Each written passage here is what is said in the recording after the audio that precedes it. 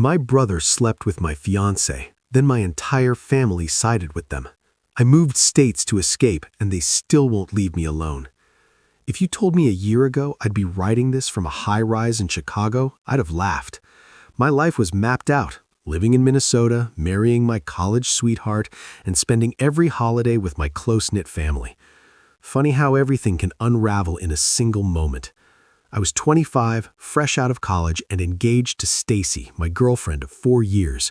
We met during sophomore year at the University of Minnesota, clicked instantly, and started planning our future.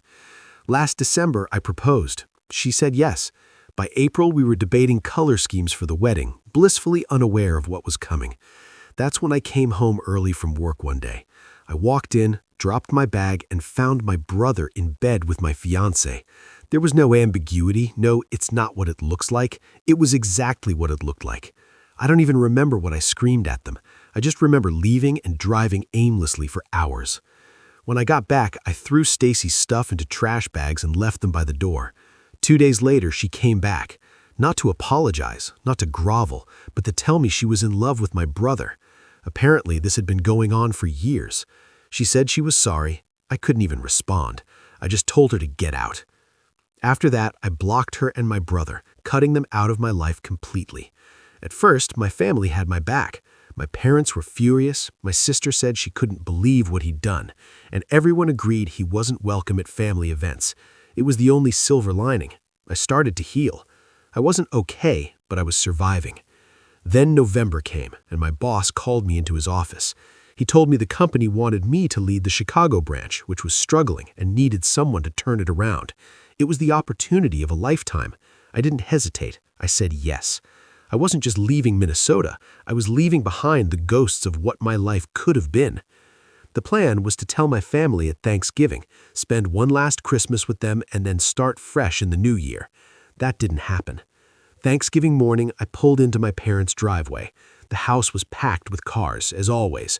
Our extended family made every holiday a mini reunion.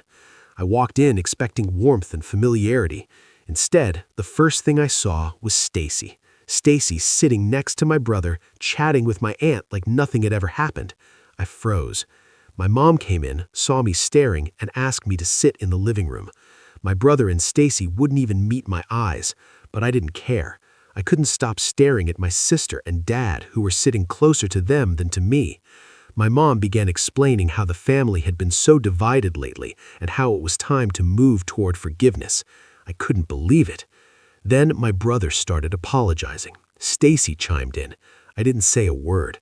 I just raised my hand to stop them. Instead, I turned to my sister. "Do you agree with this?" She hesitated, then nodded, tears in her eyes. I looked at my dad. He didn't hesitate at all, just said yes. In that moment, I realized I was alone. I got up, walked out, and didn't look back. Nobody followed me. Nobody even tried. I spent Thanksgiving at McDonald's. It wasn't just the food that was terrible. It was the realization that my family had chosen them over me. My next steps were clear. I blocked every single one of them, handed in my family phone plan, and got a new number. Social media locked down. By December 15th, I was in Chicago, unpacking in a new apartment and starting my new life. Then last night, my mom found a way to crawl back into my life. A DM from a brand new Instagram account. "Why did you leave without telling us? We miss you. We love you. Please come home for Christmas." I stared at the message for a long time before responding. "You have one son now. I'm no longer part of this family." Then I blocked her new account. I'm done. Done with people who chose betrayal over loyalty. Done with a family that cared more about forgiveness than my pain. I'm changing my last name soon. It is just another step in leaving all of that behind. Chicago is my home now. It is a blank slate, a second chance. And for the first time in months, I'm excited about the future. Update 1. I thought moving to Chicago was supposed to be my fresh start.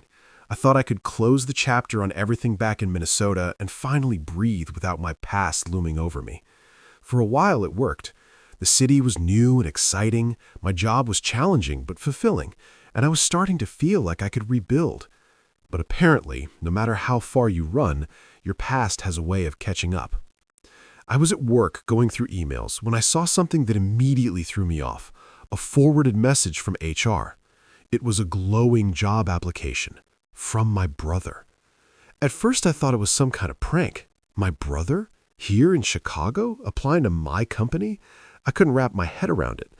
I opened the email and scanned through the details. Sure enough, it was him. Full name, hometown, everything. He even mentioned me in his application. My older brother works at your Chicago branch and has always spoken highly of the company. Spoken highly? I haven't spoken to him in months. I couldn't focus on anything for the rest of the day. Why would he come here? Was it a coincidence? Was it deliberate? The idea that he might be trying to insert himself into my life again made my skin crawl. I debated telling my boss or HR everything, but part of me didn't want to seem petty or unprofessional, so I just sat with the anxiety, replaying everything in my head. A few days later, I got my answer. My mom texted me from another new number. She's really creative with these, by the way. Your brother is thinking about moving to Chicago for a fresh start too. Please don't hold on to the past. Families forgive. We can't lose another Christmas without you both there. I didn't reply. I couldn't. The nerve of her to frame this like I'm the problem, like I'm the one who ripped the family apart. I blocked her again and tried to push it out of my mind. A week later, I got a call from an unknown number. Normally, I'd ignore it, but I'd been expecting a call from a client, so I picked up. Hey, man. It was him, my brother. I didn't say anything. Look, I know I'm probably the last person you want to hear from, he said, his tone almost casual like he was catching up with an old friend, but I just wanted to clear the air. I still didn't respond. He sighed. Okay, fine, I get it. You don't want to talk to me. I'm trying to move forward. Stacy and I. That's when I hung up. That should have been the end of it, but it wasn't. The next day, I got a package at my apartment. No name on the sender, just my address and familiar handwriting. Inside was a framed photo of me and my family from years ago, back when things were normal. Thanksgiving at my parents' house, all of us smiling at the camera. Taped to the frame was a note, "We miss you. Please let us fix this." It wasn't signed, but I knew it was from my mom. I wanted to smash the frame right there in my living room, but I didn't. Instead, I shoved it in the back of a closet and went for a long walk to clear my head. This was supposed to be my time to heal. Chicago was supposed to be my chance to rebuild. But now it felt like I was being dragged back into a nightmare I'd worked so hard to escape. I talked to a friend about it later that week, someone I've gotten close to here in the city. She said something that stuck with me. You have every right to protect your peace, but running doesn't always mean healing. It hit me like a punch to the gut. Was I healing or was I just running? I decided I needed closure. Not for them, for me. So I did something I swore I wouldn't do. I called my mom. When she answered, I could hear the relief in her voice. Oh, thank God. I've been so worried about you. Why is he trying to follow me? I cut her off. There was a pause. Then she sighed. He's not trying to follow you. He wants to start fresh too. And Stacy. Don't, I snapped. You don't dare bring her into this. She went quiet. Do you even realize what you're asking of me? You're asking me to forgive the two people who destroyed my life. You're asking me to pretend everything's okay for the sake of family. But what about me? What about my feelings? I do care about your feelings, she said softly, but I also care about your brother, and I don't want to lose either of you. I already lost you, I said, my voice breaking. The moment you chose them over me, you lost me. I hung up before she could respond. It's been a few days since that call, and I still feel raw. I'm not sure if I'll ever be able to forgive them. Part of me wonders if I even want to. But at least now I've made my boundaries clear. The weirdest part? After everything, I don't feel like the villain they've tried to paint me as. I feel lighter. For the first time in months, I feel like I can finally breathe again. Closure isn't always clean. It is messy and painful and leaves scars you carry forever. But it is also necessary. Chicago isn't just where I live now, it is where I'm building my life without them. And honestly, I think I'm finally okay with that. Update 2. You think cutting off my family would have been the end of the drama. Chicago was supposed to be my sanctuary, my clean slate, the place where I finally left everything behind. For a while, it felt that way. I was getting used to the city, making new friends, and pouring myself into work. Things weren't perfect, but they were steady. Then, out of nowhere, everything imploded again. It started with a wedding invitation. Yes, their wedding. My brother and Stacy. It showed up in my mailbox like a bad joke. Cream-colored envelope, fancy embossed lettering. Real classy. I didn't even open it at first. Just seeing their names on the front made my stomach churn. I left it on my counter for a few days, but curiosity got the better of me. I don't know why I expected it to be normal. Of course it wasn't. The invitation wasn't just an announcement of their upcoming nuptials. Oh no, it was a full-on guilt trip disguised as a formal letter. The note inside was handwritten, my mom's handwriting. Dear, my name, we know things have been hard between you and your brother, but we hope this can be a step toward healing.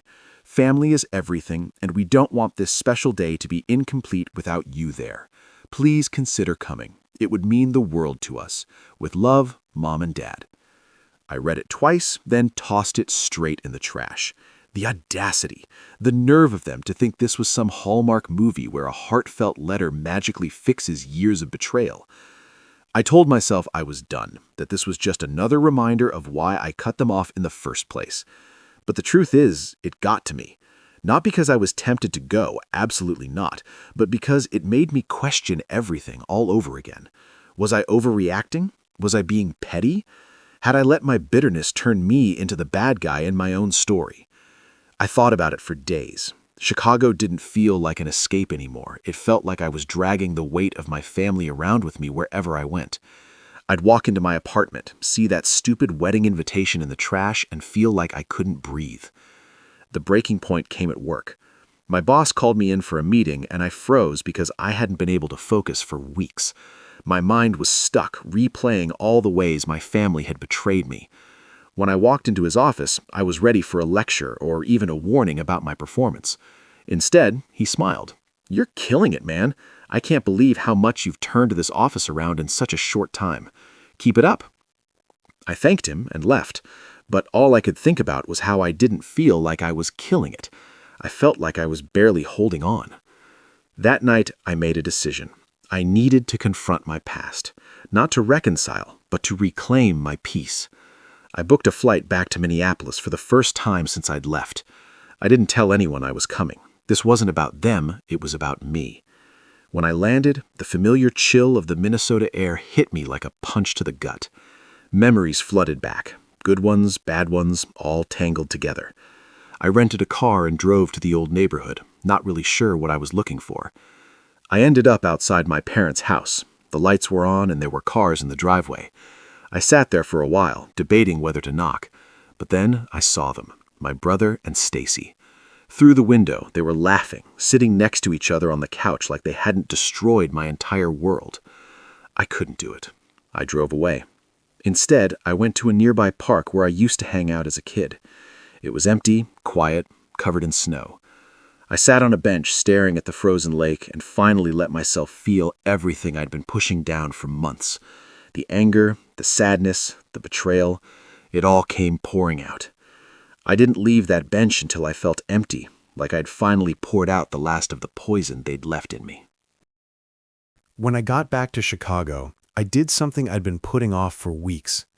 I filed the paperwork to legally change my last name. It wasn't an impulsive decision, it was something I'd been considering for a while, but that trip to Minneapolis solidified it. My name tied me to a family that had broken me. Changing it felt like cutting the final thread that was keeping me tethered to them. A few days later, my mom called. I didn't answer, of course, but she left a voicemail. "Please just think about coming to the wedding. It would mean so much to us, to your brother. He misses you, you know." I deleted it without listening to the rest. I'm not going to that wedding. I don't care if they send 100 more invitations or leave 1,000 more voicemails.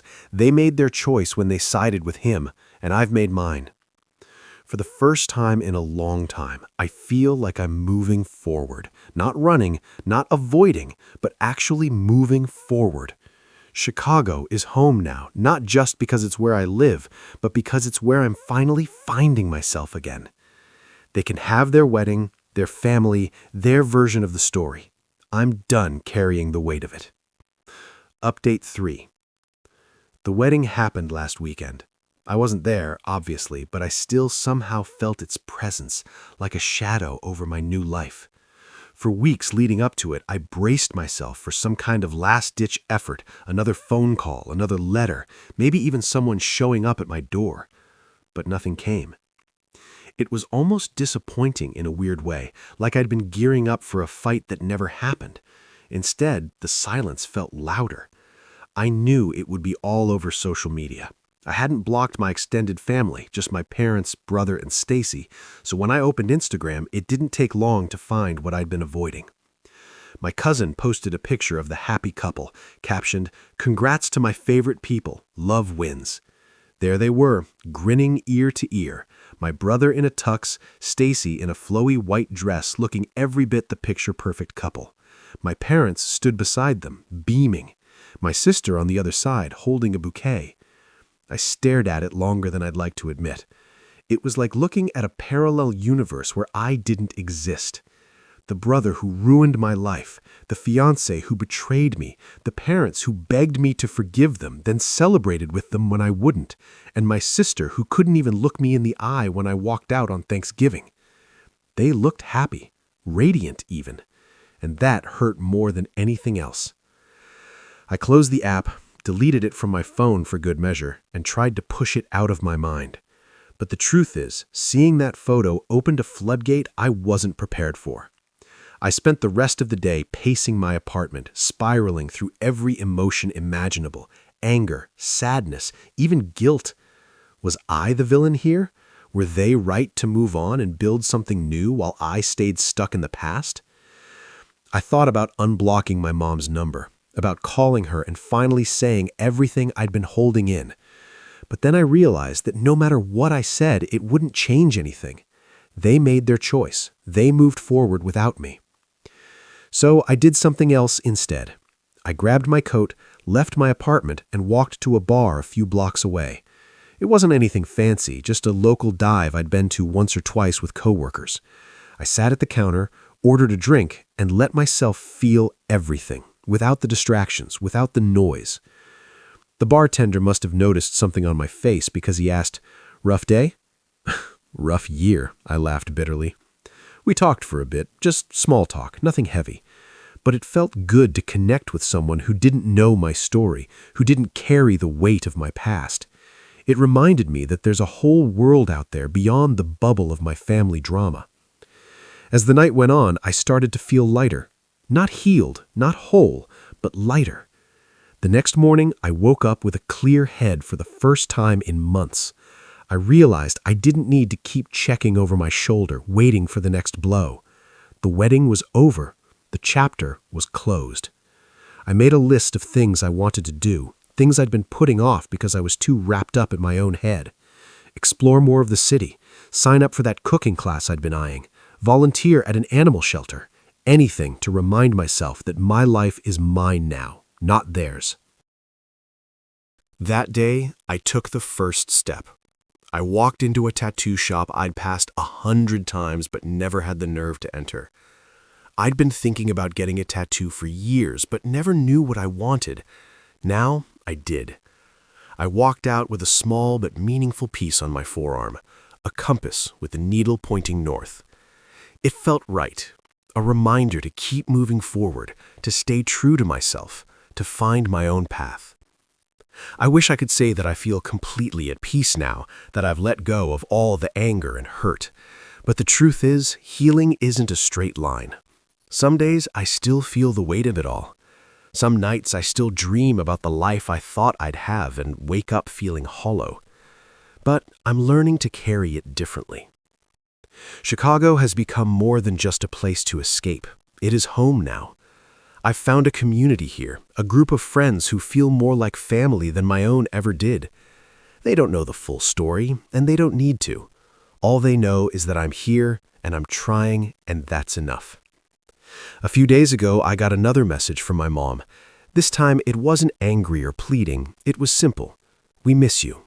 The door's always open if you want to come back." I didn't reply. Maybe one day I'll feel ready to face them again. Maybe not. Either way, I know now that my worth isn't tied to their approval or forgiveness. It is tied to how I choose to live my life moving forward. And for the first time in what feels like forever, I'm excited about where that life might take me.